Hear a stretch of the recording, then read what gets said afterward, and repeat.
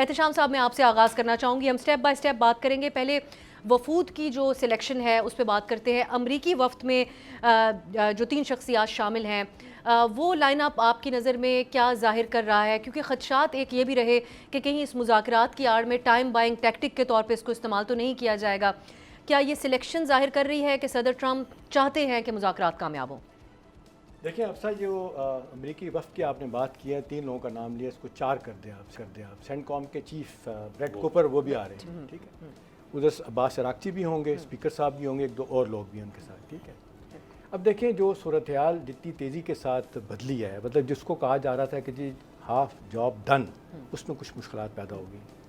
ہمیں اس طرح دیکھنا ہوگا کہ میری اطلاع کے مطابق آج ہائی لیول پہ پاکستان کا جو ایران کے ساتھ رابطہ کیا ہے کہ بڑا انہیں غصہ ہے، بڑا ان کا موڈ خراب ہے. ریسٹرینٹ کا مظاہرہ کرنے پہ انہوں نے ایگری کیا ہے کہ جی ٹھیک ہے. لیکن دوسری بات یہ ہے کہ اب لیبنان کے معاملے میں آپ اب اس کو ایسے دیکھیں جیسے کہا جاتا ہے نا، اسرائیل از امریکہ، امریکہ از اسرائیل. اس طرح کہا جاتا ہے ایران از حزب اللہ، حزب اللہ از اسرائیل. آج نعیم قاسم حزب اللہ کے چیف ان کو مار دیا گیا. لہٰذا ایرانی اس پہ جس کو کہتے ہیں بالکل کسی قسم کا وہ کرنے کے لیے تیار ہی نہیں ہے کہ یہ موضوع سے ہٹ جائے بات. وہ خاص طور پہ جب بلیک اینڈ وائٹ یہ چیز آ گئی تھی، پرپوزل میں آ گئی تھی ایران اینڈ اٹس الائز، تو پھر اس سے پیچھے کیوں بھاگا جا رہا ہے، یہ ایک سوالیہ نشان. دوسری بات ہے جو میری اطلاع ہے اس میں اب وہ یہ ہے کہ ایران کا موڈ جتنا خراب ہے، جس طرح وہ پریشان ہوئے ہوں گے کہ ہمارے ساتھ ہو کیا رہا ہے. دیکھیں یہ 2 بندوں پہ اعتماد کرنے کے لیے تیار نہیں، جیریڈ کوشنر پہ اور اسٹیو وٹکاف پہ، دونوں یہودی ہیں. اب انہیں تھوڑا سا جو پاکستان نے آسرا دلایا ہے، ایک تو جے ڈی وینس، آپ کو یاد ہوگا جے ڈی وینس کی ایک آڈیو لیک اسرائیل کے پرائم منسٹر کے ساتھ لیک ہوئی تھی. وہ اس کی رپورٹ امریکی اخبار میں بھی آئی تھی. بڑی تلخ کلامی ان کی ہوئی تھی، بڑے سخت لہجے میں انہوں نے ان کے ساتھ بات کی تھی کہ تم مشرق وسطی کا پیس تباہ کرنے پہ تلے ہو. یہ بات جے ڈی وینس نے کی. یہ بڑی جس کو کہتے ہیں سیٹسفائنگ چیز ہے کہ مذاکرات میں کہ 2 نئے لوگ آئیں گے تو کیا بات ہو. ایک دوسری میں جو کچھ اطلاعات میری ہیں، آج کچھ میں بھی کھنگالتا رہا ہوں فارن آفس کے سفارتکاروں سے بھی، پرانے جے ڈی وینس نے پبلکلی امریکی جو افواج ہیں ان کو ایران میں بوٹس آن گراؤنڈ کے حوالے سے بھی اس کی مخالفت کرتے آئے ہیں. یو آر رائٹ، مخالفت کی تھی. دیکھیں اب کہا یہ جا رہا ہے کہ جی اگر یہ مذاکرات ہوتے ہیں اور بڑے ٹینس ماحول میں ہوتے ہیں، اگر کوئی بریک تھرو نہیں ہوتا تو کیسے بات بنے گی. میری اطلاع ہے کہ پاکستان نے انہیں کہا ہے کہ سی بی ایم کے طور پہ یہ لیبنان کا معاملہ سب سے پہلے ٹیبل پہ رکھا جائے گا. بیہائنڈ دا سین اس پہ بات ہوئی ہے، میں یہ بتا سکتا ہوں. اور یہ کہا جا رہا ہے کہ جی جب آپ ٹیبل پہ لے آئیں گے تو اس پہ بات ضرور ہوگی اور یہ آپ کے جو کنسرنز ہیں اس پہ بات کی جائے گی. ٹھیک ہے، میں اگر آپ اجازت دیں میں ادھر سے ایک جملہ آگے کہہ دوں. اب دیکھیں یہ دوسری بات ہے، یہ وہ ٹاکس نہیں ہو رہی کہ ایک کمرے میں ادھر بیٹھے ہیں جے ڈی وینس، اپنا یہ امریکی بیٹھے ہیں ادھر، یہ اب یہ ڈائریکٹ ٹاکس ہونے کی بات ہو رہی ہے. ٹھیک ہے. دوسری بات یہ کہا جا رہا ہے، امپورٹنٹ بات ہے خبر کے طور پہ، پھر آپ بات کیجیے گا. یہ بھی کہا جا رہا ہے کہ یہ ضروری نہیں ہے کہ یہ 2 ہفتوں کی سیز فائر جو ہے 2 ہفتے ہی رہے. یہ 2 ہفتوں سے زیادہ ایکسٹینڈ بھی ہو سکتی ہے اگر مذاکرات جو کہا جا رہا ہے، جس طریقے سے آج فیلڈ مارشل نے بھی بہت سے لوگوں سے بات کی ہے، اس کے بعد سے کہا جا رہا ہے کہ یہ مذاکرات اگر شروع ہوں گے تو اس کو ہم بڑھا بھی سکتے ہیں، 2 دن سے زیادہ بھی ہو سکتے ہیں، اس کے بعد کسی اور جگہ جا سکتے ہیں اور ڈیڈ لائن کو بھی بڑھایا جا سکتا ہے. تو مجھے یوں ذاتی طور پہ لگ رہا ہے لوگوں سے گفتگو کرنے کے بعد کو امید کی کرن ہے، باوجود اس کے کہ بڑا ٹینس ماحول ہے، سچویشن خراب کرنے کی پوری کوشش ہے. اور کیا کوششیں ہو سکتی ہیں اس پہ بھی ہم بات کریں گے. متین صاحب آپ کی نظر میں ایک تو کسی امریکی نائب صدر کا 15 سال بعد اسلام آباد آنا، اس کی سگنیفیکنس بھی یقینی طور پہ ہے.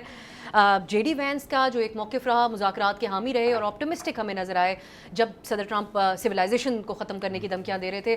ان کا انتخاب آپ کیسے دیکھتے ہیں؟ اور جو بات احتشام صاحب کہہ رہے ہیں کہ اب یہ ہو سکتا ہے کہ ایران کی طرف سے جو بیانات آ رہے ہیں کانفیڈنس بلڈنگ میجر کے طور پہ ان مذاکرات کو شروع کرنے کے حوالے سے لیبنان میں بھی سیز فائر کا اطلاق کیا جائے، یہ مطالبہ رکھ دیا جائے سب سے پہلے سامنے؟ جی بہت شکریہ. بسم اللہ الرحمن الرحیم. دیکھیے جو جے ڈی وینس کی جو بات احتشام صاحب نے کی وہ بالکل صحیح ہے. ان پہ ایرانیوں نے اعتماد کیا اور پھر پاکستان نے انہیں کمیونیکیٹ کیا، چونکہ وہ اس وقت امریکی مذاکراتی ٹیم کو ہیڈ کر رہے ہیں تو ان کی موجودگی سے یقینی طور پہ کوئی بات چیت آگے بڑھے گی. دوسرا یہ کہ جو آپ نے کہا کہ جو ایرانی سٹیٹمنٹس آ رہے ہیں، ہمیں یہ دیکھنا ہے کہ وائٹ ہاؤس کی جو خاتون ترجمان ہے اس کی گزشتہ شب کی بریفنگ، جس میں انہوں نے کہا کہ ہم ایران کے 10 نکات کو ردی کی ٹوکری میں پھینکتے ہیں اور لیبنان کے اوپر کوئی بات چیت نہیں ہوئی. اور اس سے ایک روز قبل جو امریکی وزیر دفاع کی جو پریس بریفنگ تھی اس میں بھی جو لب و لہجہ اختیار کیا گیا، یہ تمام تر چیزیں اس وقت سامنے آئیں جب سیز فائر اور پاکستانی وزیر اعظم کی جانب سے یہ ٹویٹ آ چکا تھا. میں سمجھتا ہوں یہ لب و لہجہ امریکی ڈیفنس سیکرٹری کا اور وائٹ ہاؤس کی ترجمان کا کہ ہم ایرانی شرائط کو مسترد کرتے ہیں, یہ وہ سٹیٹمنٹس تھے جس کے بعد ایران نے رد عمل دیا, اور پھر اس کے بعد اسرائیل اور امریکہ کی دونوں کی لیڈرشپ کی طرف سے آیا کہ لبنان اس میں شامل نہیں ہے. اور حالانکہ آپ وزیر اعظم پاکستان کا پہلا ٹویٹ دیکھیں, اس میں کلیئر کٹ لکھا ہوا ہے کہ cease fire with Iran and Israeli cease fire in Lebanon.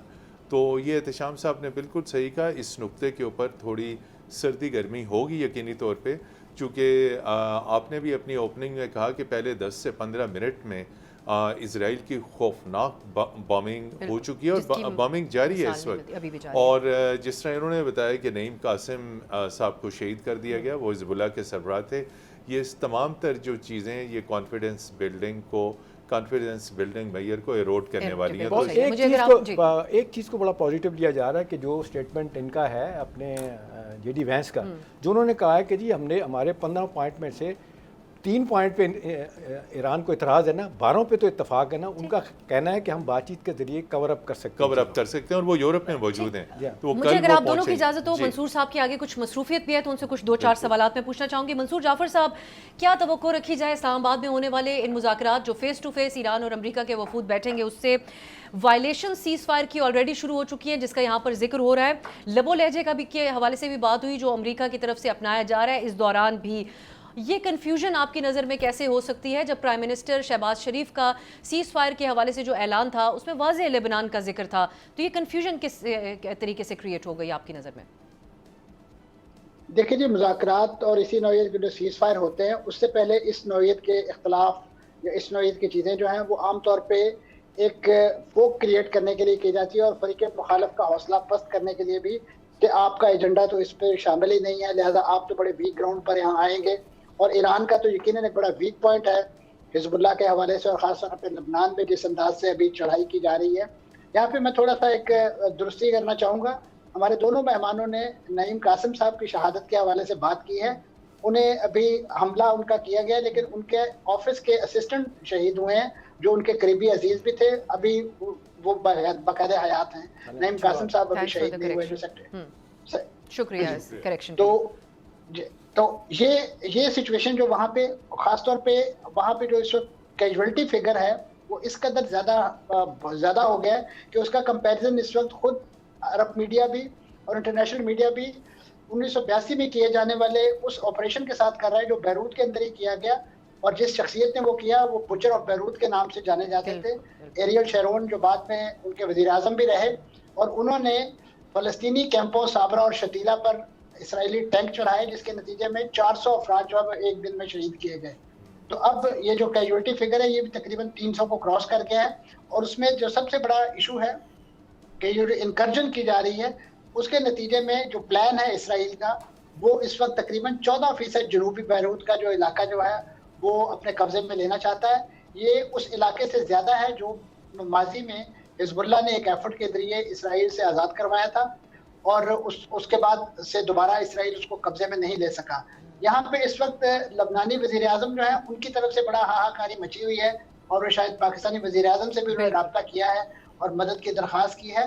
لیکن ان کا جو رویہ ہے جو ماضی میں انہی کے وہ اقدامات ہیں جس کی وجہ سے اسرائیل کو یہ شے ملی ہے کہ انہوں نے حزب اللہ کو ایک غیر قانونی تنظیم قرار دے کے اس پر پابندی عائد کی اور اس سے اسی بنیادوں پہ اسلحہ لینے کے لیے کارروائی شروع کی جس طریقے سے حماس سے اس کو ڈی ملٹرائز کرنے کے لیے, اس سے اسلحہ لینے کے لیے غزہ کے اندر پلاننگ کی جا رہی ہے. اب جب آپ نے ان کو ایکسپوز کر دیا ہے تمام اسرائیلی حملوں کے حوالے سے, تو اسرائیل کا تو ہاتھ اس حد تک کھل گیا ہے کہ انہوں نے سرحد پر متعین جو اقوام متحدہ کی یونیفل فورس ہے جو پیس کیپنگ کا کام کرتی ہے وہاں پہ, اس کو بھی نہیں چھوڑا. اس کے تقریباً 4 افراد جو ہے وہ شہید کر دیے گئے ہیں, قتل کر دیے گئے ہیں, جس میں 2 انڈونیشین فوجی بھی شامل تھے.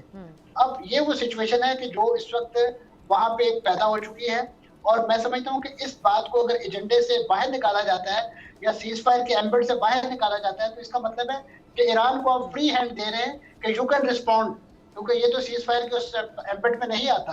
تو ممکن ہے کہ ایران اپنی اظہار یکجہتی کے لیے اس کو ایک انڈیپینڈنٹ آبجیکٹ خیال کرتے ہوئے اس پر سولیڈیرٹی کے لیے جو اسرائیل کے ان پاکٹس پر, شمالی اسرائیل پر حملہ کر دے. تو ایسی صورت میں پھر آپ کے مذاکرات تو سارے تاراج ہو جائیں گے, तो लिहाजा ज़रूरी ये है कि उस चीज़ को एजेंडे पर रखा जाए, नेगोशिएशन में रखा जाए, उस पर जो भी फैसला होता है वो बाद की बात है, लेकिन उसको आउटराइटली रिजेक्ट कर देने का मतलब ये है कि आपने एक फ्रीक को पहले ही डिमोरलाइज कर दिया है, इसके बाद वन आफ्टर द अदर ज़ाहिर है आप उसे सरेंडर के लिए मजबूर करेंगे। जी मंसूर साहब, एक और बात आप कह दीजिएगा, आपकी नज़र में जो शराइत हैं ईरान की तरफ से 10 पॉइंट्स जो कहे जा रहे हैं वो ऑफिशियली कंफर्म्ड नहीं है, लेकिन 10 पॉइंट्स का ही हर जगह जिक्र है और मीडिया उसी को रिपोर्ट कर रहा है। कौन से ऐसे पॉइंट्स हैं जो काबिले जिनके ऊपर बातचीत हो सकती है आपकी नज़र में?